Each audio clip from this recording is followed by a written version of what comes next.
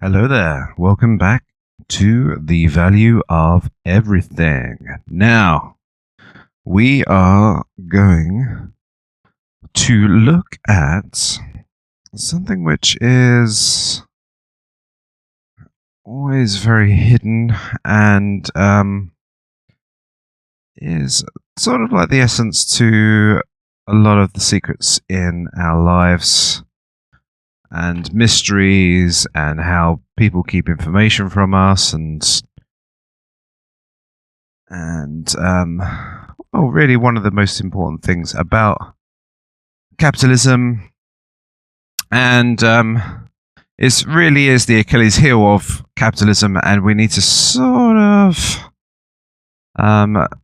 throw in there some kind of half-decent rebuttals, because we potentially could find ourselves in, if capitalism does not seem like the best way to go, we could find ourselves in a situation of communism and all those kind of funky totalitarianism, all those kind of funky high authority type of situations if we do not adopt certain principles with the way that we purchase things. So,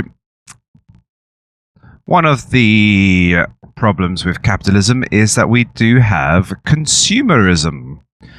Now, consumerism is pretty much where you have humongous amounts of products which are mass marketed at the middle income people, so that people can sustain a temporary amount of happiness in pursuit of purchasing a good.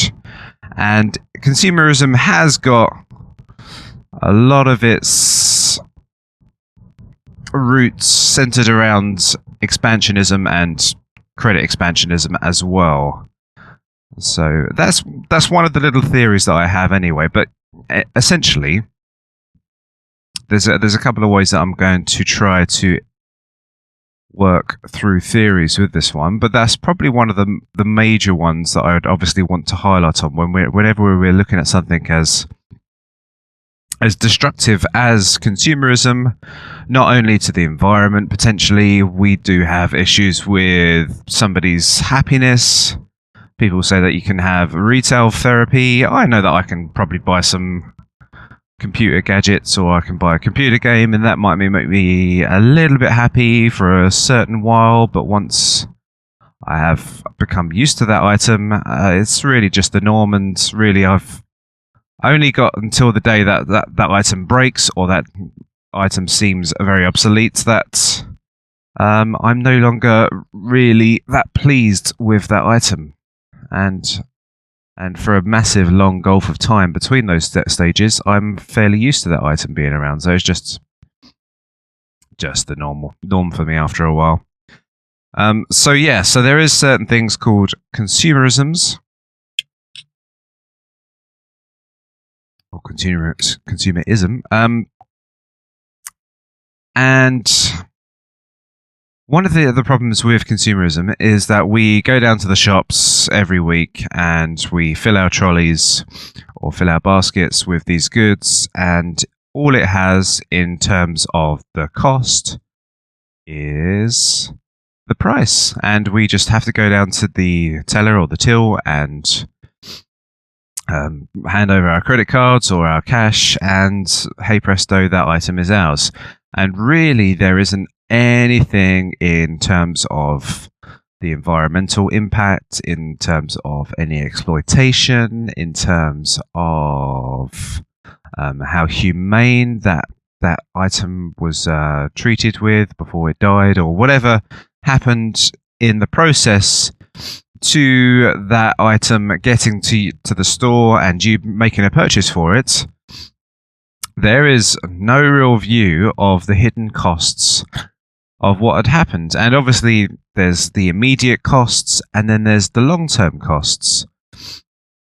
So yeah, it is an issue with capitalism, and there's probably no denying it. You go down to the shops today and there is plenty of products out there which probably have got a bit of a carbon footprint on the world, and there are some other products out there which are very bio-friendly. They can quite easily go into the landfill, and it doesn't take 10,000 years before they degrade. It's going to take them just a little while just before that item degrades. So there's a definite difference in costs, hidden costs, which happens in terms of your purchase. And obviously anybody that wants to do their research probably can find a lot of this information, but it's inconvenient, isn't it, really? You want to just get the instant gratification. You want to buy that donut, but you don't really want to think about the cost of its effects on your body, or vice versa. And it does come down to a lot of this thing about instant gratification, being a bit more altruistic and thinking about things beyond just your selfish needs. It is problematic. So let's just go down the credit expansion route, because it is going to be one of those. It is one of those things that is hyping up the way that we turn into mass market consumers. So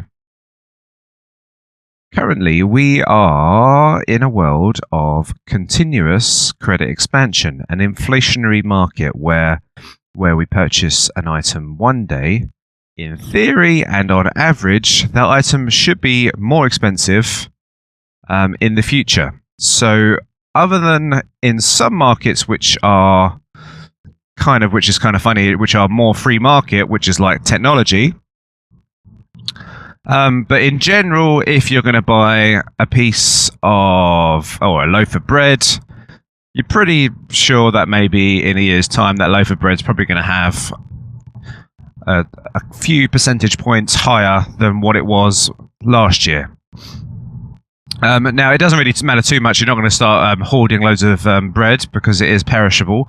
But it does make you do think in a certain type of way that if you purchase in the now, then that item is going to be a little bit...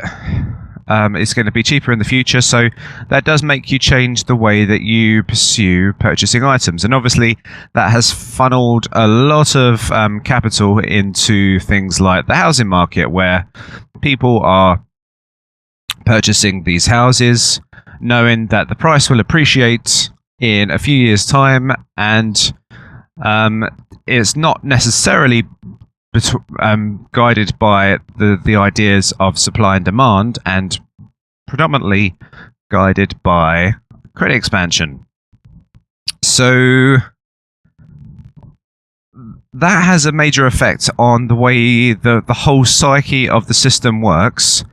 Not only obviously with the credit expansion system, that we have this idea that things continuously inflate and prices always go up, but we also have this idea that everything is very replaceable, so there is no real dying need to take care of any of the purchased items that you have. There's no need to replace any of the faulty parts.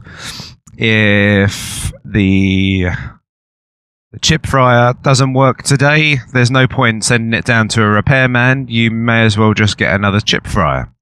But it's just the way that currently items are produced at such a low level, and we can get easy credits. There is obviously certain things where, obviously, with China coming on board, and we have been able to tool factories in very low labor centers, so we haven't really automated it as much, but we're sort of semi-automated from probably the Industrial Revolution, but we're using the very, very cheap low labor of China, which is really trying to keep their Chinese yuan pinned to the US dollar. We have this very cheap way of spending things, and it's all coming into the whole effect of consumerism and making us big time spenders. Then there's another effect which is occurring in consumerism, which is credit availability. So that person who's a property investor, he's made a purchase and he knows that that property is just shooting up in value. He's going to probably use the the asset value that's appreciated now to get another house, and on paper he's looking very rich and he's got a hefty large collateral position to take out further loans and make bigger purchases. He's got a lot of credit expansion and he can quite happily go down to the shops and start spending his money. There is also somebody that's just a student and they can quite freely get access to credit, which would be is basically debt. You're receiving credit in the now and you're delaying poverty in the future, which is debt.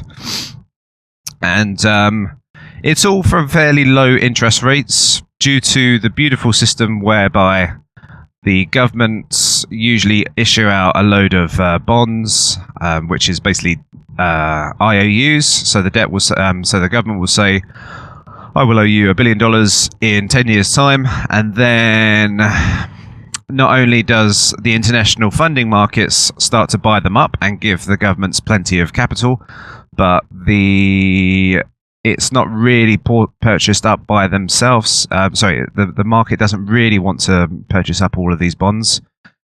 So what happens is they have to give them a more of an attractive interest rate to get them to purchase up these bonds. But instead of doing that now, they've got this other method, which is called quantitative easing, and they basically print money into existence to purchase down the prices of these bonds, therefore making a lot of very low bond rates or bond issuances, which go into the debt markets. So interest rates, the base of interest rates, and then you've got the other side of the coin, which is the central bank, which models its interest. Everybody's trying to get their systems as low as possible. So when I say systems, they mean the currencies as low as possible, so that makes their export markets much more attractive to other countries. So in doing that, they get their central banks to lower the interest rates at the same time. They haven't got any signals of inflation or hyperinflation. There is certain things which are occurring in meat products and stuff like that, and they don't really look into housing markets when they look at inflation. So you do get a lot of things which guide and push everything into pure credit expansion, and very little into looking at how items may retain their value over a period of time, and items you can purchase and you can replace certain parts, and parts are replaceable, parts are good to the environment, items like that. So it is a big thing, and obviously it's not the full answer, but it is a real important thing when we look at things like consumerism, because without looking at that big elephant in the room, it's really you can jump to quite some dangerous conclusions. You can start going, okay, well, what could the government do? So we're trying to look at the government for a solution, which in theory the government is pretty much a little bit behind a lot of the issues which are being caused. Now, obviously, if we want to talk about the government's motives, the reason why a lot of credit expansion is going into the market is due to the fact that the government makes a lot of promises in the now and then has to pay them off in the future. And then eventually, at some point in time, the future arrives and they've got a few options on their hands. They can raise taxes, which pretty much gets them voted out of power if they're in a democracy, or they can decide to keep the credit expansion going so they can add to the money pile, the money supply in the system, so that when they have these debts are due, the inflation has stripped out a lot of the expense that is occurring in the future. But that does impoverish the people at large eventually, and it is a disguised tax, because the purchasing power in people's pockets, the pension funds, all their savings is getting smashed to smithereens. And obviously that is another factor as well as to why would somebody want to be one of those good, frugal, shrewd savers when your money is just getting devalued and supplied out to everybody else without any of your own control on that. So that gives you that another incentive just to spend, spend, spend. So it is sort of the new religion now, where you have these shopping centres which has got miles and miles of clothes.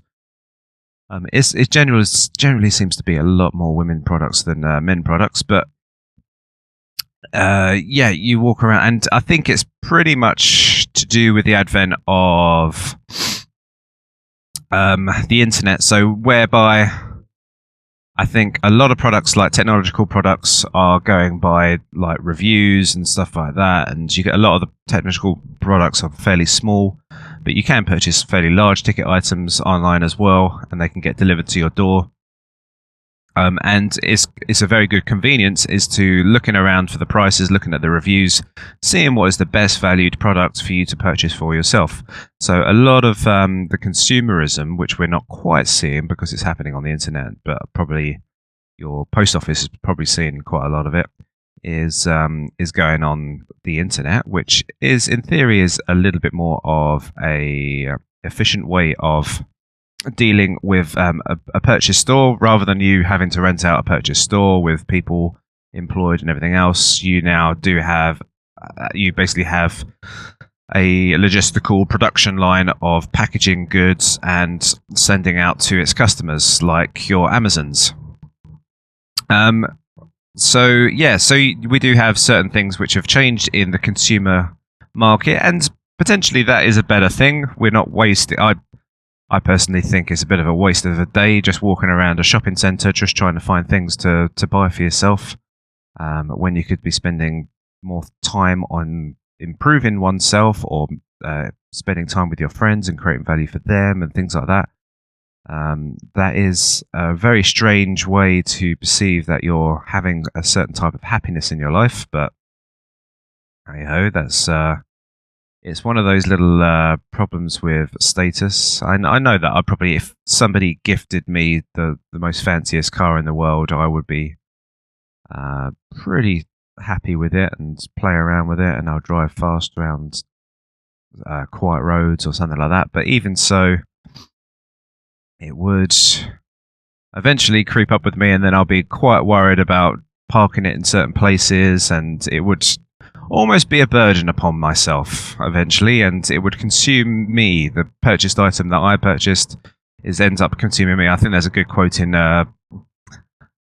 what's the one, Fight Club, regarding that thing about consumerism. And the thing is, it's one of those things which you can continuously purchase items, but the job's never done. There's always something else out there in the land of consumerism which will catch your eye, and it will attract you, and it will point that little skeleton, that little come here skeleton finger will entice you over to the store, and it will make you want to purchase an item more. And if you cannot afford it, it will make you feel like you are a little bit less what's the word? A little bit non-efficient, or a little less leave it as a little less. But you can think of the word.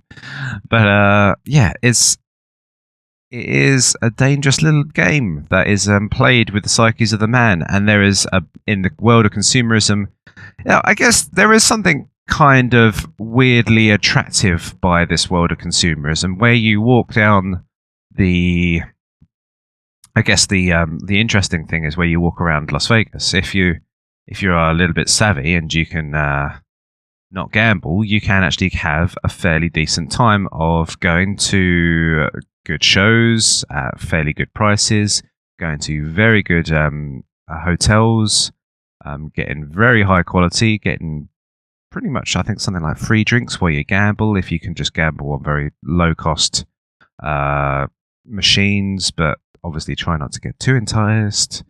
But yeah, there's a lot of great things that you can get from going to Las Vegas if you tried to or curtailed the gambling aspect as much as you possibly could. But when you go down the strips in Las Vegas, you can sort of see where, like, you see these there's this big roof with all these light bulbs that are made in probably like the 1960s and 1970s, and it's a thing of beauty almost. You are looking at consumerism on roids almost over there, and you can see all the flashing neon lights and everything else, and obviously it's all a come hither skeleton figure trying to entice you into their casinos, and there's something of a weird kind of alluring, lustful beauty which occurs in the world of capitalism, and it does certainly seem, amidst the eye, a little bit more attractive than walking down probably a town square in a communist country, which would be pretty goddamn bland and probably have like a chalkboard up saying no more bread or something like that. But yeah, it would. There is something fairly attractive in it. There's if you go down to a shopping centre, obviously all the crap and the food has to be tidied up, the garbage has to be cleaned. It is a very clean environment, and it is. All of these things have been psychologically have been analysed as to what is the best way to make our customers as happy as possible. Let's put some cheery music on. Let's put some cheery things on. Let's put some beautiful models on the front of the store, pictures of those. Let's try and make everybody feel like they're aspirational to get to that next point in their status. And there is obviously, if you're fairly new to the game and stuff like that, and you walk into this world of consumerism, it can just allure you, and you are stuck in the moment, and you end up purchasing a ridiculous amount of items which are ridiculous high margin stuff, which if you just want a pair of trousers, you can get a pair of trousers. And there's these good shows which show how you can dress exactly the same as what the top models would wear and stuff like that for a fraction of the price. So yeah, there is a savvy way to look at things and review consumerism, and you can be fairly intelligent in the way that you pursue purchasing these goods and think to yourself, okay, right, is this something that I really require in my life? Is it something that I really need? What really gives me long-term sustainable happiness, and what does give me sort of that instant gratification? Oh, this is really cool, this toy, but then eventually that consumable good starts to consume me, and it's all about not losing it, or just that toy, or that it is a toy really, that toy starts to get a little bit more worn, and then it's just a little bit more replaceable over time.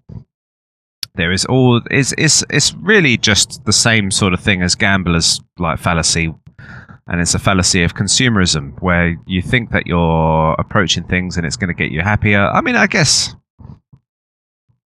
if you walk around the shopping centres of nowadays, there is a lot of this women clothes and things like that, and I guess in some ways, if you are trying to send out the signal of aspirations to these women, you're saying to yourself, okay, right, you are now this higher class kind of lady, you are trying to entice this higher class kind of man, you are putting yourself into this part of society. Once you purchase this handbag, it is trying to give a sense of life or a sense of a world to somebody to buy that good and make them think that they are part of something, make them feel like they're part of something, which is fairly unfortunate, because that thing isn't really going to make them anything. It's really what's between their ears which is going to make them anything, and it's really their virtues which is going to strive them forward in this world. But it's an awful shame that how people will be selling these tickets of this instant gratification world where you can achieve this certain level. And I guess in some ways, I mean, it's probably not exactly totally wrong if a girl dresses very high class and she goes to these high class bars and she picks up a very high class man who can afford to pay for all of her things and not have to work.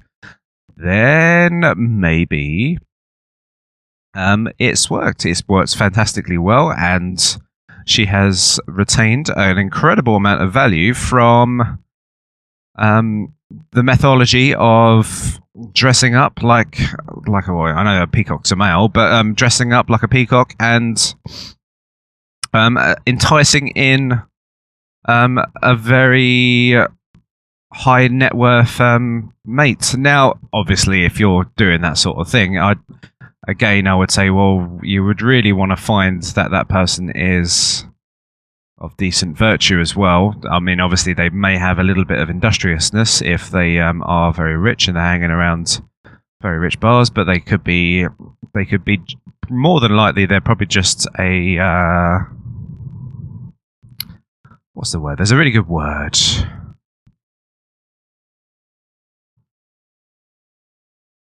Chivalrous. Okay. Anyway, doesn't matter. But basically, they're cloaking themselves, and they could be in a disguise as well as you, and they could be dressed in these beautiful clothes by beautiful designers, and they could just be enticing you as well. So you may have just found exactly the same suited mates, but just the same thing, but really you're just poor, and you're both spending the same amount on credit, which is the delayed poverty.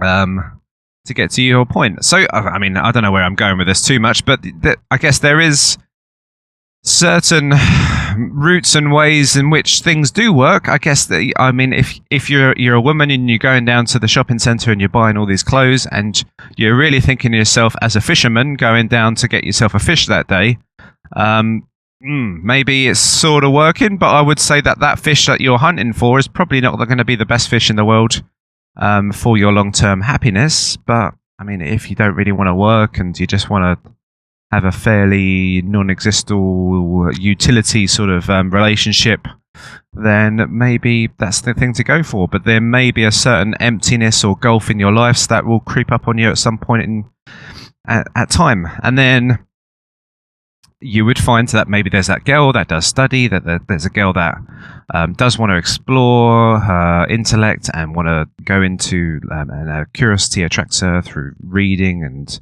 studying and practices her virtues. She will seek out a man who is in the same category as her, and then she finds that she may be in a higher level of happiness, and she hasn't credit expanded she hasn't purchased on credit as much. And there's a little bit more of a happiness and long-term sustainable future there for her. I don't know why I'm wagging the finger so much at the women here, but I guess it is a sort of a coliseum towards women. And really I don't know, for men it's not quite the same. I guess you do there is obviously plenty of shops which sell men's clothes, and there is designer stores for men as well, and there are men that go out there trying to dress in the designer gear to attract the designer women, but it's a little bit more minimized, I guess, amongst men. But again, all of that instant gratification is all there, and as we say, with all of this consumerism, there isn't very much in the product line which is going to really make you a long-term sort of study. I mean, I guess like in the consumable world, I could think of things which could give you some kind of long-term happiness. Maybe if you got yourself a broken engine and you bought a broken engine and you're trying to restore it, and you're learning from the parts and the bits that you're trying to repair and put together. I could see that could work, but there's so many little things that you could say that you could purchase. You could buy, like, even when you buy these big fancy new computers. Computers of 5 years ago probably could still do all the same things as this new computer, and I guess all the old computers get thrown into landfills. I guess but the majority of the newest modern computers are all designed to play the more modern games, and all the more modern games are all about your instant gratification and distracting you from improving your net and self-worth itself. So I guess there's some kind of strategy games that can probably improve your intellect and give you that sort of virtual reality building sort of aspects as well. But it's not all there. But let's go back to the point of true costs. So I've gone over the areas of government and how government has orchestrated a very interesting way in which we perceive the world. There was a time in which there has been deflationary economies, particularly in America, which is very interesting on the psyche of man. So if you think to yourself that you've purchased this item and next year it's going to be more expensive, so house prices, but just the other way around. So you bought this apple this apple was cheaper later on. So yeah, you purchased this house, and this house is cheaper later on. So it's just you're thinking, okay, well, I might as well just save my money because I can get more and more in the future. And imagine that reverse trend of being in a deflationary environment. So I guess this is basically technology applied to everything else. So, if you've got that $1,000 and you want to purchase a computer, you know that if you wait till next year, there's going to be newer releases of the latest chips, and last year's chips are going to be heavily discounted.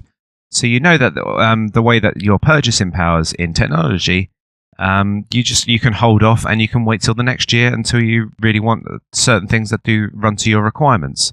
But obviously there is a technological advancement in computer games which require more so stronger chips or faster chips.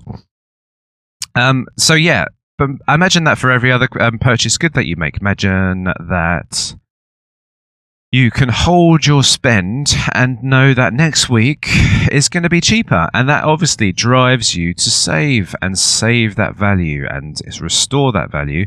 And imagine the carbon footprint on the world if you were not to spend frivolously and so lavishly on everything, and you try to retain value, hold the purchase spending of everything because you knew that you wasn't in a continuous credit expansion system.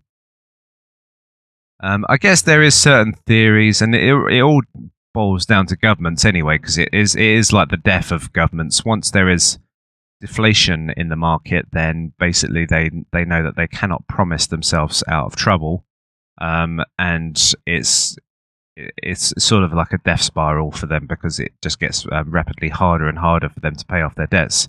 When they're in a deflationary environment, they have to have that credit expansion, or they have to rapidly tell the truth about how much tax they do require because of the amount of profit, how inefficient the government is, and how rubbish they are in terms of all this administration costs to get the garbage done and everything else, and social security and all those things.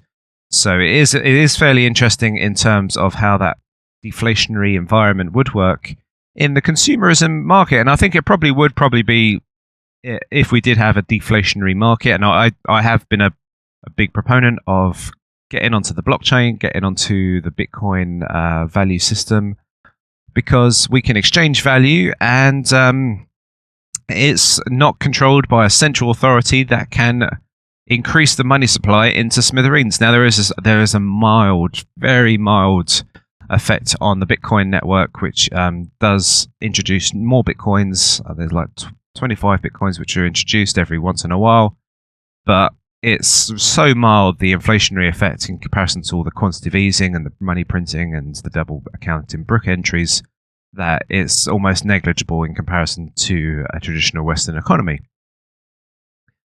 So imagine if we were on the Bitcoin network and we were trying to exchange value via that system. You would see that potentially everyone would be like living to fairly high standards, but we would be very more frugal with the way that we use and spend our money. We would still have the requirement to exchange value, but we probably might be just working on less margins. So next year we may be spending, this year we're spending 1 Bitcoin to get this person to come round to mow my lawn. I think that will be very expensive, but then the following year I'll be paying them half a Bitcoin to mow my lawn, and maybe we'll just be working more, so we'll be going further into the fractions rather than going up into the gajillions, because maybe of the adoption that's happening of Bitcoin and things like that. Who knows? It might not even be Bitcoin, it might be something else, but usually the first one on the block, like the eBays or the Amazons, usually take over. So yeah, so we could have that system, and if that would rapidly curtail the impact of people just spending and credit expanding into existence. Obviously, if, you can do Bitcoin loans, but the margins would be ridiculous. You'd probably do like a Bitcoin loan at a 0.01%, but if you knew that the value of a Bitcoin you could get a lot more in the future, you'd be like, oh my god, I don't really want to get too many loans. I don't want to credit expand too much. Now, there is a certain argument that if you credit expand, then you do stimulate people taking risks. And if you take, for example, that if you knew that you could credit expand, but I see this as like a swinging pendulum either side of the end anyway. Somebody could still take risks, and on the balance of things could be the same sort of thing, but it just gets priced a bit differently into the market.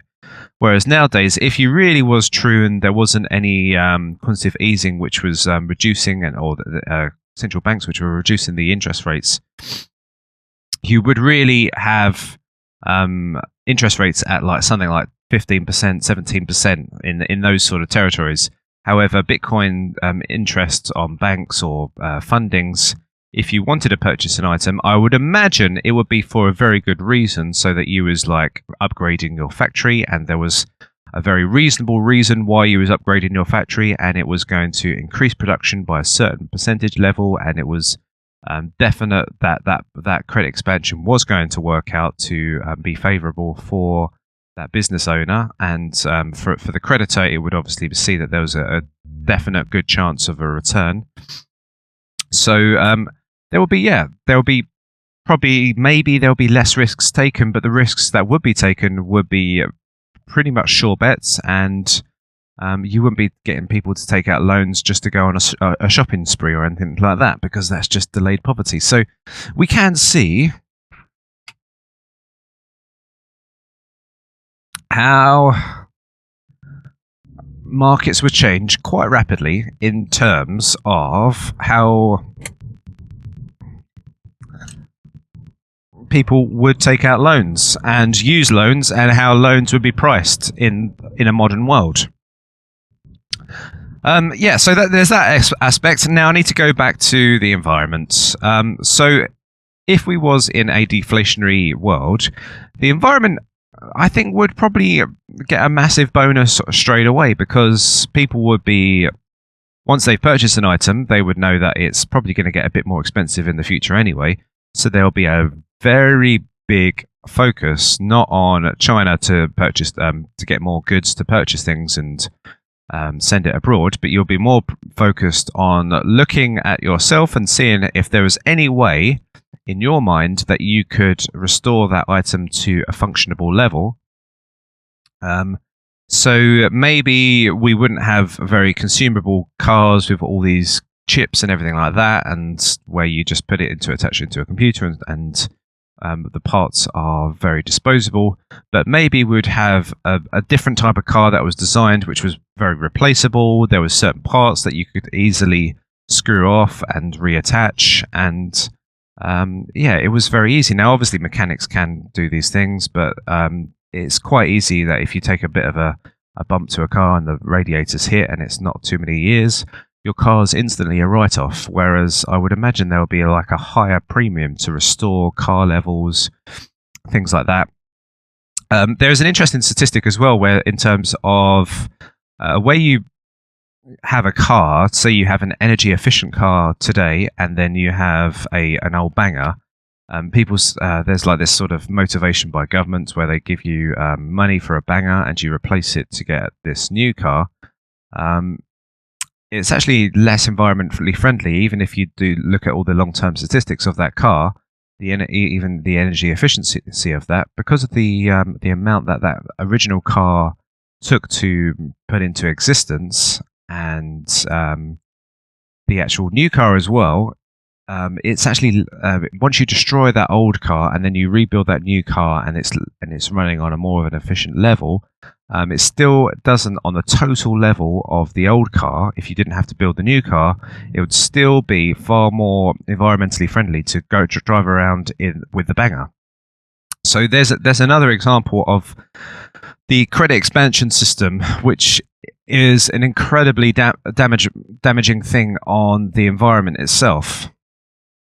So yeah, that's one of the areas. Now let's go into environments. So I think that so a lot of people are very good to the environment. People recycle. If given the opportunity, they will recycle. But there are certain people in this world which will not recycle, or just are very lazy, very instant gratification-y. If we lived in a communist society, there would be people that would choose to work to a fairly good standard, but there'll be also other people that choose not to really work that hard. So it is that human psyche to maximize return for very little in their input. It's just one of those efficiency savers. People want to be a millionaire without having to lift a finger, but it doesn't really work that way. I mean, it does work for some few lottery winners, but I guess that money doesn't really stick around with them that often.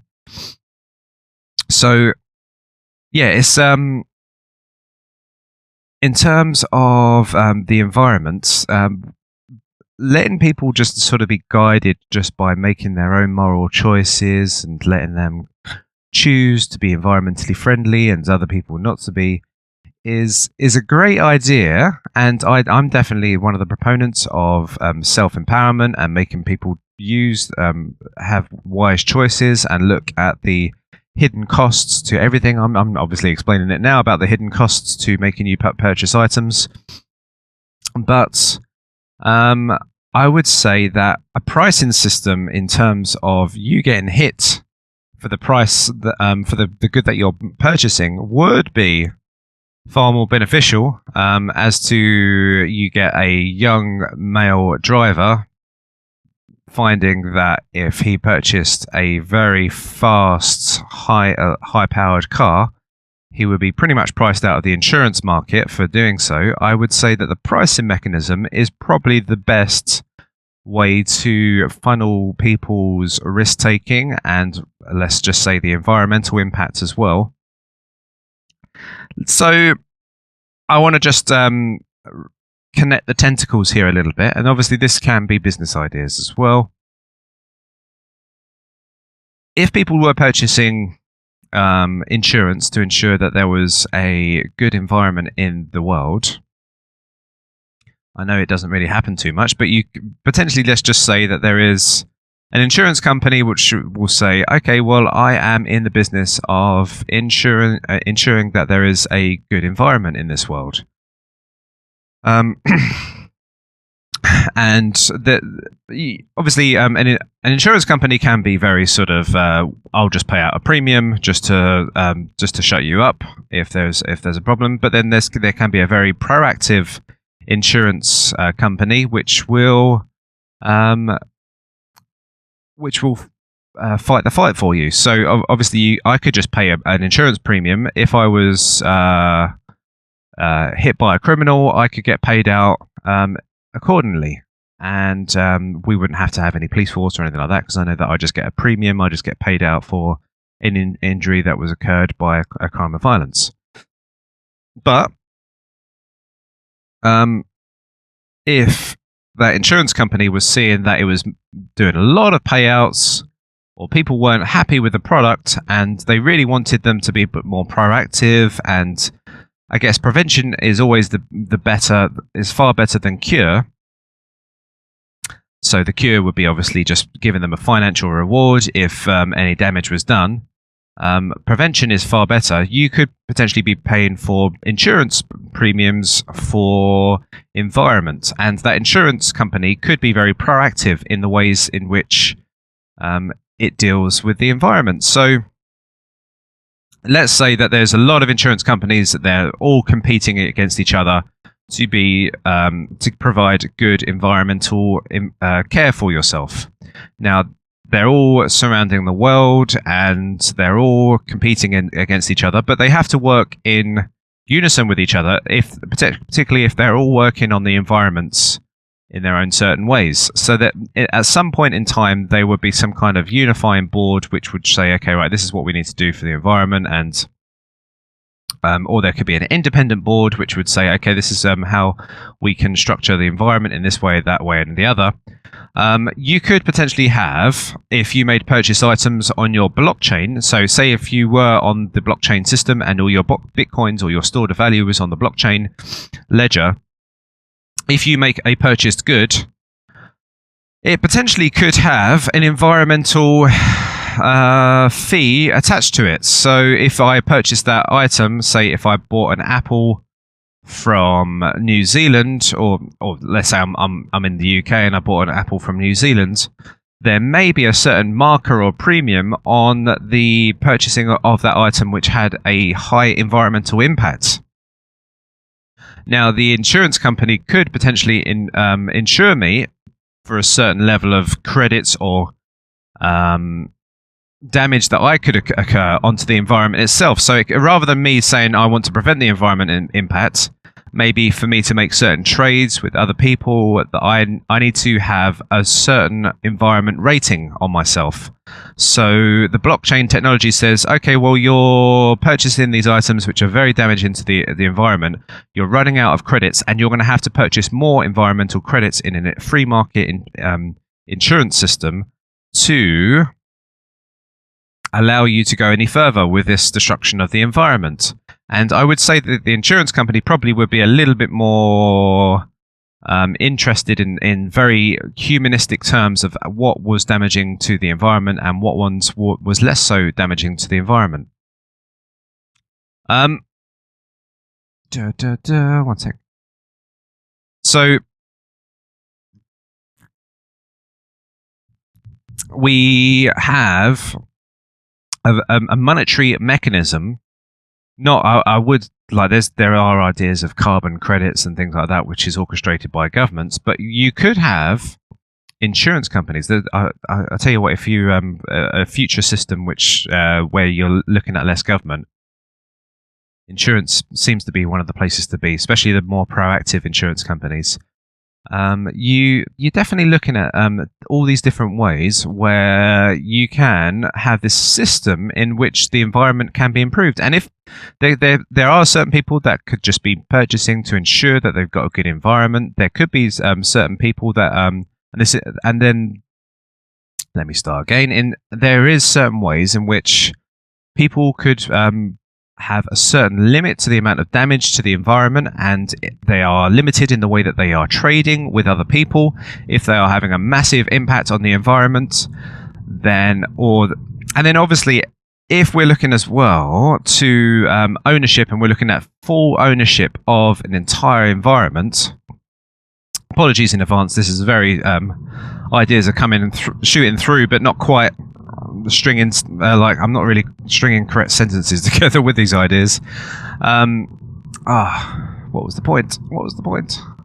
Yeah, if there was full ownership of every item in the world, so if everybody owned air and everybody owned the sea at certain areas, at certain depths, at certain heights, then people would be saying, okay, well, if you're polluting my air, if you're polluting my forest, if you're polluting this, then I would require this certain level of compensation for the damage that is being done.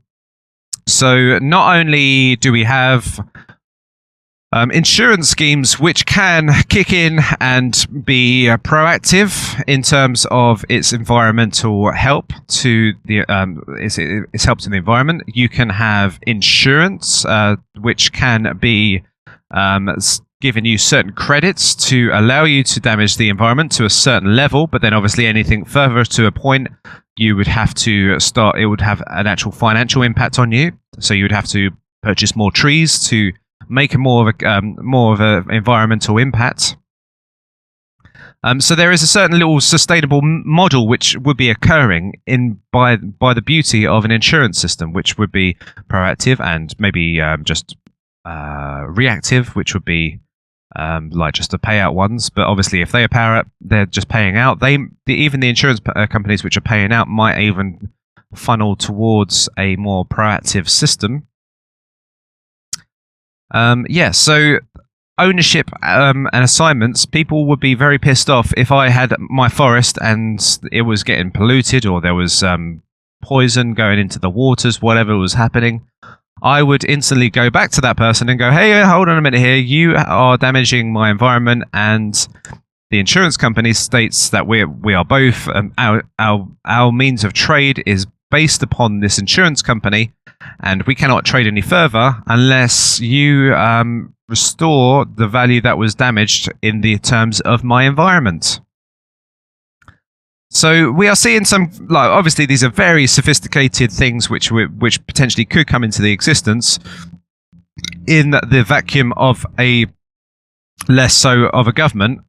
But there is a value trade system which could occur, particularly by full ownership of every single conceivable item in this world, and by the methodology of insurance which is proactive at the same time. Now, there is obviously other areas which we can look into in terms of consumerism. Now, say if I was purchasing like my iPhone. Now, I think in general this thing works anyway. I don't think a business or a good business has got a real sustainable model where he has a load of people which he is exploiting to a ridiculous level. I think if any businessman has got a certain fairly good level of acumen, he really wants to make his staff as happy as possible and as fairly treated as possible. And if anything, really just have some kind of cooperative model working with his staff so that they have some fair ownership in the business, so that they really want and work hard for how the business is run. So obviously you get like this iPhone, sort of the new Apple iPhones are made by certain other companies in China, and people suicide and things like that. That media story does get out, and obviously I would imagine that the working environments which these companies are working in are getting driven to be better and better over time, just by the amount of news and the stories which are going out into the market anyway. However, insurance can kick in at any point as well. If you could have certain settings, or you could have a moral code in which you work with a number of insurance companies, and you say, okay, well, as I make my purchases in this world, I don't really want to make too many purchases which are of exploitation. I don't want any real sort of child exploitation. I don't want any of these kind of things which are occurring in this world. I don't want any ill forms. And maybe there could be rating agencies, independent rating agencies, which rate certain companies as to maybe their exploitation levels, maybe their environmental impacts. So as you get rating agencies for credit worthiness, you could have rating agency, especially if there is a value mechanism which is going in the background of this, particularly of environments, but also you could have a rating agency which can work in a valuation system based upon the exploitation levels which could be occurring. So if the purchased item that I was going for, maybe if they didn't allow holidays, or if they didn't, if they made them work 16 hours a day, I would not be happy about the welfare that the people that were working on. I would feel a little bit bad that the purchased items that I was getting were getting a bad rating or review. Maybe when I was looking around the shops and I was looking to purchase an item, there would be like a number of reviews, not only on the product, but the product review of the environmental impact, and the product review of the exploitation level of the people that were involved in the purchasing of that product. There may be more independent companies which come in, and obviously that even so, from a consumable level, if you're going around purchasing items and you're seeing packages which are saying, okay, this item really, the employees that made this item has got an exploitation level of very high. This item was highly exploited you would be like, I don't think I should be buying that item today. I think I will try and purchase something that was where the staff were. And I guess that has a good value mechanism driver between it. I don't think it's probably the more better one. I think maybe an insurance level value-based area would be better than in comparison to a pure sort of this has got a like an independent badge on it. There is like obviously like chocolate with chocolate bars you can get where the workers have got a reasonable money for the chocolate that's been purchased off them and things like that. So there is those things, and there are in the environment. But I think sometimes people will just guide themselves towards just getting the best value for themselves and not thinking too much about the moral aspects of what they purchase. And I'm thinking in terms of like how these insurance companies start to work on is that they could start to go a little bit like, firstly, you could have insurance companies or markets which say if you had a company that was racist, that company would really start to find that it's consumers that the customers would really start to go down rapidly. Say if it had a shop had a Nazi flag outside, the customers would rapidly start to go down, and it would pretty much be bankrupt after a very short period of time. So in those terms, if the insurance companies started to come together and they say, okay, well, if really to be one of those people that trades and are good high-grade trading companies, you really need to have high value or high grades in terms of exploitation levels, in terms of environmental friendliness, because that will give you the biggest customer base for you to trade with. And usually you'd find that the products which have got the best reviews or the best what else? Exploitation, or like the lowest exploitation levels, and the best environmental friendly measures, those companies would be allowed to trade much more openly on a market compared to other companies which maybe still need to balance their credits to make sure that they can still make further purchase in the future, or they have got a very limited range of companies that they can trade with. Maybe they can only trade with very high rating customers. So you would potentially have a mechanism in which the market would say, okay, well, you are limited in terms of who you can trade with because of the environmental impact in which you have dealt with. So your customer base, say like the markets, have been shut down because of your activities, or you can find that your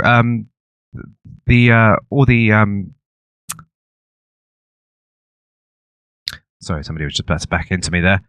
You can find that your customer base is opened up rapidly, so a lot more are people purchasing your items or your sold goods to you. So you find that yourself in a much more of a freer market. You're going to find yourself far more profitable, so that there is the profit motive, which is guiding you towards being far more value-based and far more, obviously, environmental friendly, less exploitation, all of those levels. Now, obviously, this does connect into animal welfare as well. So if you were purchasing meats which did have a very poor level of quality in the way in which that animal was looked after, so obviously if chickens is one where you can have a battery chicken,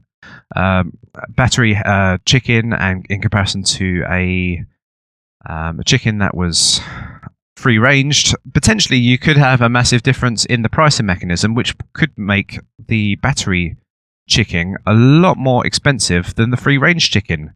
I know it doesn't quite sound that impressive at first, and it doesn't seem like there's a lot of motivation at first, but if you think of if the markets, if you're really shut down out of markets and you really only have these battery hens eggs which you can only sell to your local, like open up your local store and just sell them freely on the side of the road, and you can't sell onto the international markets or the national markets or anything like that, because the markets are controlled by independent organizations which only allow high environmental standards or livestock standards, then you could tell that there is a moral code which can be implored and have a significant ostracization effect onto how we deal with the way that we trade our goods. So, and obviously, like, it's not like this thing hasn't really happened before. There has been ways in which we've prevented slavery in the past by us ostracizing those ways of dealing with things. There's been many different methods in ways in which we have been more moral in the way that we made purchases to gravitate to a better future world. So there's some ideas for you. Sorry, it's just been a little bit chunky in the way that I've been trying to regurgitate this information to you and how I've thought about these things. But there is definite applicable ways in which you can connect the dots between insurance, which is proactive, and independent organizations, which rate, and how ostracism can occur and can limit your markets. Obviously, currently we're in a way a world of like a lot of government-run markets and less ownership of products, and governments own these big swaths of land, and they don't really care as well as what a private landowner would care about the areas. So these are definitely thoughts. If you're a businessman or you've got an idea to potentially put a business in place, there is opportunities there. I could see definitely insurance opportunities in which environmental factors could ostracize certain companies in comparison to others. And obviously, big companies want to be as very ethical as possible. Any company wants to be very ethical. It wants to be good to its customers. It wants to be good to its staff. That ensures the long-term sustainability of that company itself. You are beholden to the customer, and the customer's obviously going to have a general moral code, particularly if you are shining the light as to the welfare of the people, the livestock, the environmental factors of that purchased item. If anything's going to give a company a bit of a foot up, if it's going to increase the markets in which that they can trade with, and there's amalgamations and trades and things like that which can occur from those factors, then there's definite interests and profit motives which can occur in simple things like the environment. And we don't really have to be in a world in which we have to have these big government organizations to increase taxes to force us to do these things. There just can be a natural mechanism in a price and value which can give us really what we need. So potentially we can get ourselves into a world where value is good rather than greed is good. And we can exchange value for good principles, and we can be a little bit more safer in the knowledge that the purchased item had come from a very ethical position before it came to your store or to your door. So thank you very much for your time. Sorry I was a little bit choppy in the way that I was constructing my sentences this morning. I probably was a little bit tired, but definitely ideas for you to work with, and if you've got any further ideas, please write them down, give me comments, anything you'd like else to share with me, and we can come together to build a very sustainable future. Actually, one little other side note just before I leave.